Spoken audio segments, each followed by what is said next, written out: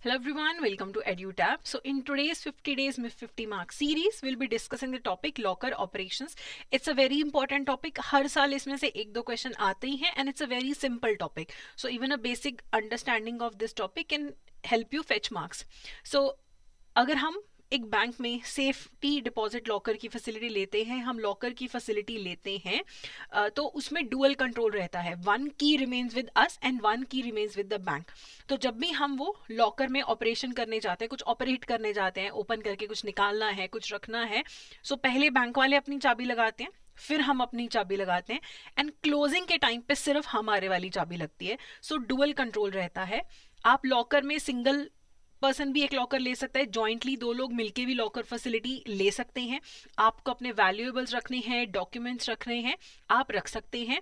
और lessor lessee का relationship create होता है इस सिचुएशन में. ठीक है, तो बैंक एक तरीके से हमें उतना सा स्पेस लीज पे दे रहा है. ठीक है, तो bank is the lessor and we are the lessee. तो बैंकर कस्टमर रिलेशनशिप कौन सा क्रिएट होता है लॉकर के केस में? लेसर लेसी का रिलेशनशिप क्रिएट होता है. और रिसेंटली आरबीआई ने बोल दिया है कि आप लॉकर में कैश नहीं रख सकते हैं. देयर वाज सम इंस्टांस, कहीं पे एक लेडी ने I think around 18 lakh rupees अपने लॉकर में रखे थे, दीमक लग गया, उसके सारे पैसे खराब हो गए थे. तो उसके बाद से फिर आ गया है कि ठीक है, आप ना कैश नहीं रख सकते हो अपने लॉकर के अंदर. तो आपको अगर लॉकर हायर करना है तो बैंक वाले कस्टमर ड्यू डिलिजेंस करेंगे. जैसे अकाउंट ओपन करते हुए प्रॉपर केवाईसी डॉक्यूमेंटेशन होता है, लॉकर फैसिलिटी अवेल करते हुए भी ये सारी चीजें करनी पड़ती हैं.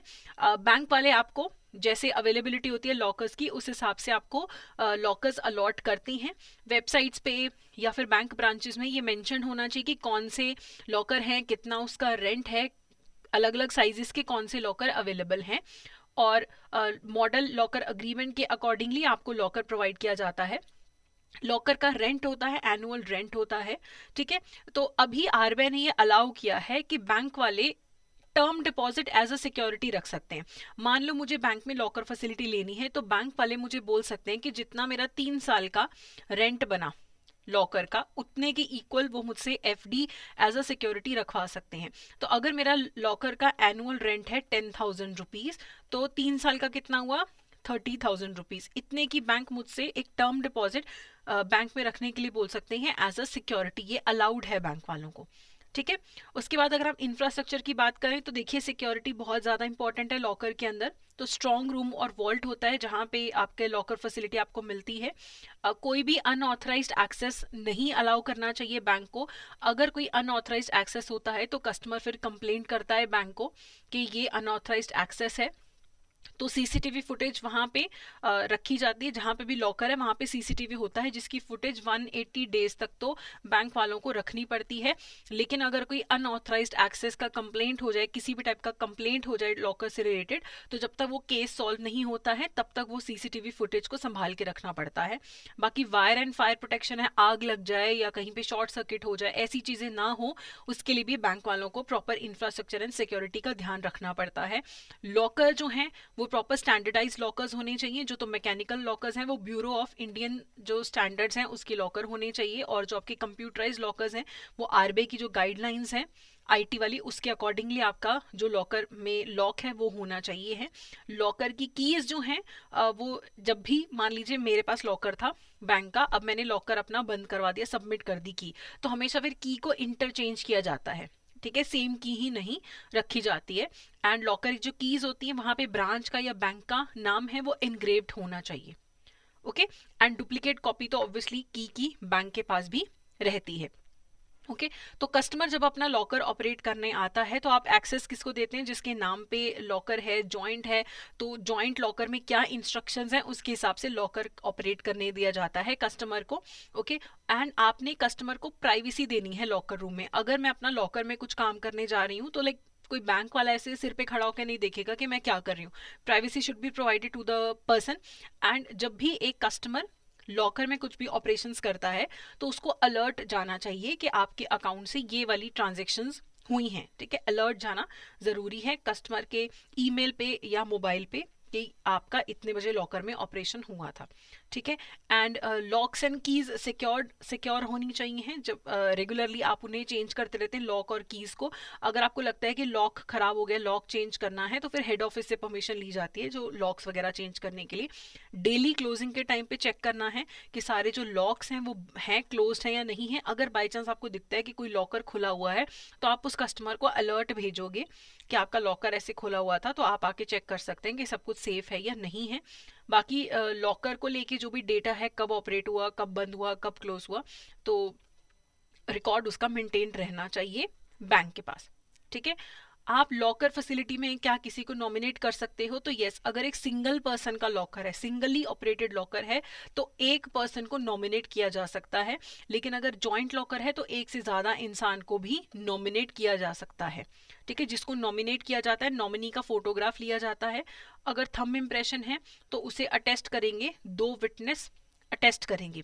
जब भी आपको नॉमिनेट करना है तब भी आप फॉर्म फिल करते हो, कैंसिल करना है नॉमिनेशन को, चेंज करना है तो आपको फॉर्म फिल करना पड़ता है, जिसके अकॉर्डिंगली आप किसी पर्सन को नॉमिनेट कर सकते हो, नॉमिनेशन कैंसिल कर सकते हो, नॉमिनेशन को चेंज भी कर सकते हो।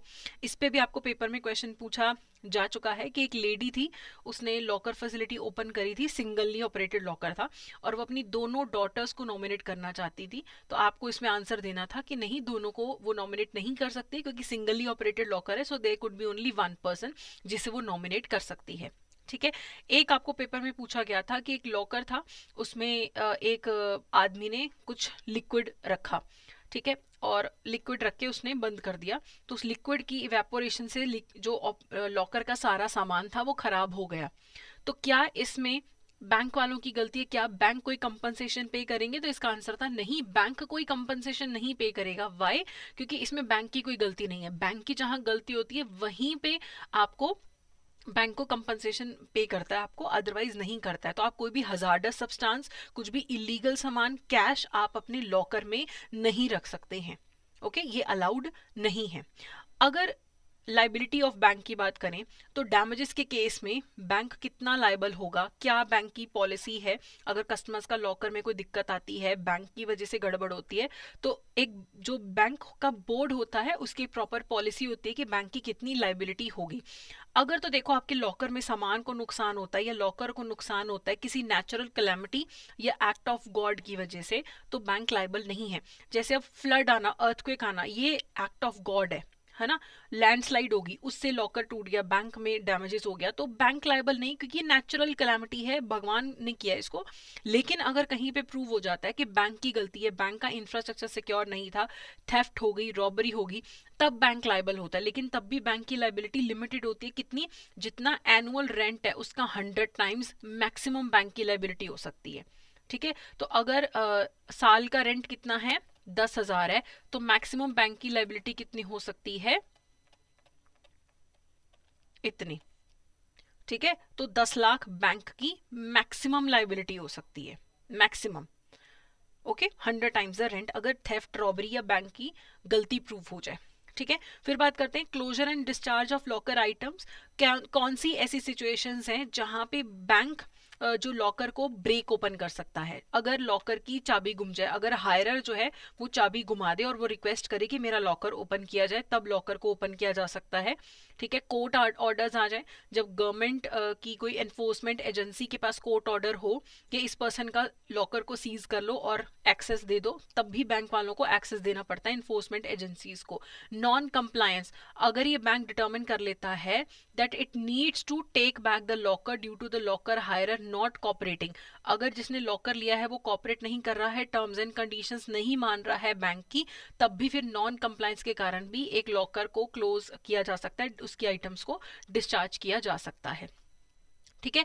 अगर तो कस्टमर रिक्वेस्ट करता है, ठीक है, तो lost key by the hirer must notify the bank immediately customer bank को बताए कि मेरी चाबी गुम गई है। तो लॉकर खोलने के लिए क्या क्या टर्म्स एंड कंडीशंस रिक्वायर्ड है? हायरर की प्रॉपर आइडेंटिफिकेशन हो कि हाँ यही है कस्टमर हमारा, लॉस का रिकॉर्ड करो कि सारी रिटर्न में लिखो कि हाँ इससे चाबी ऐसे से गुम गई थी, कस्टमर से रिटर्न ऑथराइजेशन लो कि हाँ हम अपनी बैंक वाले अपनी चाबी यूज करके लॉकर जो है ओपन करने जा रहे हैं, एंड लॉकर को खोलते हुए कस्टमर और एक ऑथराइज्ड बैंक ऑफिशियल का वहां पे होना जरूरी है। तो ये तब है जब कस्टमर रिक्वेस्ट करता है। अगर अटैचमेंट या रिकवरी लॉ इन्फोर्समेंट वाले करते हैं तो बैंक को कॉपरेट करना पड़ता है अथॉरिटीज के साथ, ठीक है। अथॉरिटीज के पास कोर्ट ऑर्डर हो सकता है या कॉम्पिटेंट अथॉरिटी का ऑर्डर है, जैसे इनकम टैक्स वाले, पुलिस वाले, ईडी वाले, ये सब लॉकर ओपन करवा सकते हैं, कोर्ट ऑर्डर है या फिर प्रॉपर अथॉरिटी से ऑर्डर है। तो जो लॉकर जिसका है उसको भी इन्फॉर्म कर दो कि आपके पुलिस वाले आए हैं लॉकर खुलवाने की बात करें और हम खोलने वाले हैं। तो जो भी सामान निकलता है लॉकर खोलने पे, जो भी रिकवर होता है उसकी प्रॉपर इन्वेंट्री करी जाती है। एंड वहाँ पे गवर्नमेंट अथॉरिटीज होनी चाहिए, 2 इंडिपेंडेंट विटनेस होने चाहिए और बैंक ऑफिसर होना चाहिए जब ऐसे लॉकर को ओपन किया जाता है, ठीक है। तो जो खुलवा रहे हैं वो 2 इंडिपेंडेंट विटनेस और बैंक ऑफिसर होंगे, सारी चीज का इन्वेंटरी लिया जाएगा। एंड जो भी वहाँ पे ऑफिसर्स हैं, जो भी विटनेस हैं, वो सब इन्वेंटरी वाले पेज पे साइन करते हैं कि हाँ हमारे सामने ये सामान निकला है। पूरे प्रोसेस का वीडियो रिकॉर्डिंग होना चाहिए कि ब्रेक ओपन किया जा रहा है, इन्वेंट्री असेसमेंट हो रही है, ताकि फ्यूचर में एविडेंस के तौर पे यूज किया जा सके कि हमने कुछ अपनी तरफ से नहीं रखा था लॉकर में चोरी से, ये लॉकर खुला, ये देखो वीडियो एविडेंस, ये सब कुछ निकला है, ताकि कोई गड़बड़ ना हो सके, किसी को गलत केस में भी ना फंसाया जा सके, ठीक है। Then there is discharge due to non payment of locker rent.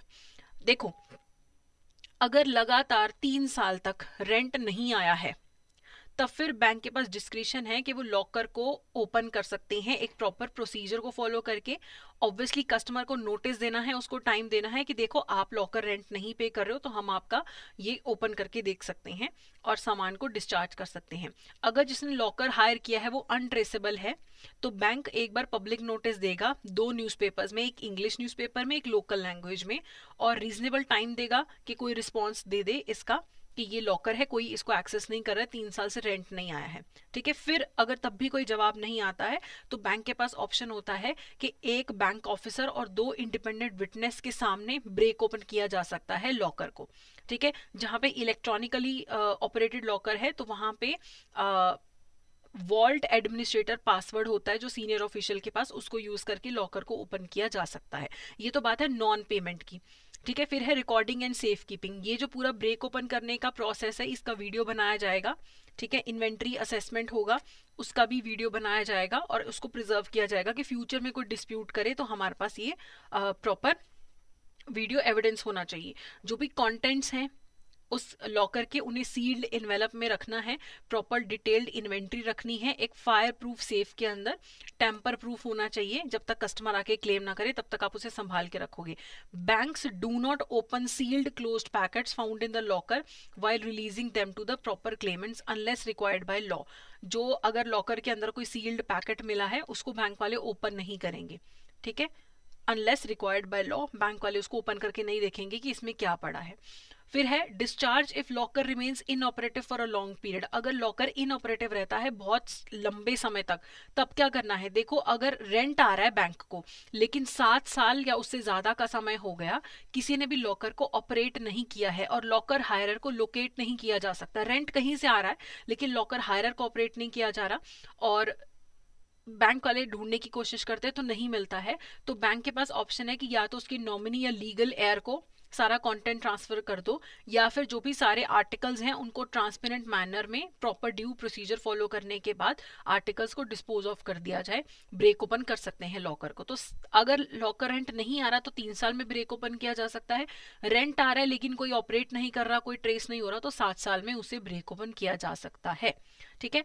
अब इसके रिगार्डिंग हम एमसीक्यूज करेंगे बट मैं आपको एक बात बता दूं, हमारा मास्टर कोर्स हमारे चैनल पे अवेलेबल है, आप उसे यूज कर सकते हैं अपनी प्रिपरेशन में, या फिर हमारे जो क्रैश कोर्सेज हैं वो आप यूज कर सकते हैं। जल्दी हमारा एक सुपर रिवीजन बैच शुरू हो रहा है जिसमें बहुत ही लिमिटेड टाइम में पूरा सिलेबस कवर करवाया जाएगा। So everything will be available on our website, आप वहां पे जाके चेक कर सकते हैं, ठीक है। अब हम क्वेश्चन देखते हैं, in which of the following situations would a bank be required to open a locker? The hirer notifies the bank कि उनसे चाबी गुम गई है, कोई government enforcement agency court order लेके आ गई है, या बैंक को लगता है कि locker hirer terms and conditions comply नहीं कर रहा। तो ये सारे सिचुएशंस हैं जिसमें लॉकर को ब्रेक ओपन किया जा सकता है। सो डी यहाँ पे करेक्ट आंसर है। अगला है what is the procedure if a locker hirer loses their key according to the information provided? Locker अगर चाबी घुमा दे तो हमें क्या करना है? The bank opens the locker immediately, hirer notifies the bank, proper identification and authorization की जाती है, the bank charges a fee, या bank sends a new key by mail. तो अगर चाबी गुम गई है तो हायरर को पहले बैंक को नोटिफाई करना पड़ता है, प्रॉपर आइडेंटिफिकेशन होती है, ऑथराइजेशन होने के बाद ही लॉकर को ओपन किया जाता है। तो बी यहाँ पे करेक्ट ऑप्शन है। ओके, अगला है if a locker remains inoperative for 7 years and the hirer can not be located, what can the bank do? अगर लॉकर इनऑपरेटिव है 7 साल तक, आप किसी को लोकेट नहीं कर पा रहे, तो क्या करना है? Dispose contents immediately, transfer contents to nominees legal heirs, keep the locker inactive, open the locker for public viewing. तो आप क्या करेंगे? इसमें से कौन सा ऑप्शन सही है? आप लॉकर के जो कॉन्टेंट्स हैं उसके नॉमिनी या लीगल हेयर को पास ऑन कर सकते हैं। तो बी यहाँ पे करेक्ट ऑप्शन है। ठीक है, फिर अगला है when a bank break open a locker due to non, when can a bank break open a locker due to non payment? Non payment कितने टाइम का होना चाहिए कि बैंक लॉकर को ओपन कर सके? कि 1 साल हो गया पेमेंट नहीं आया, 2 साल, 3 साल या 4 साल? तो 3 साल अगर बैंक को लॉकर का रेंट नहीं आता है तो फिर वो ब्रेक ओपन कर सकते हैं। 3 साल तक के लिए तो एफडी रखवाई होती है ना, लेकिन उसके बाद भी नहीं आ रहा तो फिर ब्रेक ओपन कर सकते हैं। आखिरी क्वेश्चन का आंसर आप मुझे कमेंट सेक्शन में दीजिएगा कि अगर बैंक अकाउंटेबल हेल्ड होता है कि उनकी वजह से लॉकर को नुकसान हुआ है, थेफ्ट हो गया, बर्गलरी होगी, रॉबरी हो गई, तो बैंक कितना मैक्सिमम जो है कितना times of the rent compensation पे करेगा कस्टमर को? 10 टाइम्स, 20 टाइम्स, 50 टाइम्स या 100 टाइम्स? इसका आंसर आप मुझे जरूर कमेंट सेक्शन में दीजिएगा। बाकी आपको प्रिपरेशन में हेल्प चाहिए तो आप हमारा कोर्स भी अवेल कर सकते हैं। आप मास्टर कोर्स में जैब 75 कोड यूज करके 75% ऑफ ले सकते हैं। क्रैश कोर्स में जैब 80 कोड यूज करके आप हमारा क्रैश कोर्स भी अवेल कर सकते हैं। बाकी कोई भी जानकारी चाहिए तो आप हमें मेल कर सकते हैं at hello@edutab.co.in। इवन इस नंबर पे भी आप हमें कॉल कर सकते हैं। You can visit our website also and you can drop a comment also. So good luck. Thank you so much.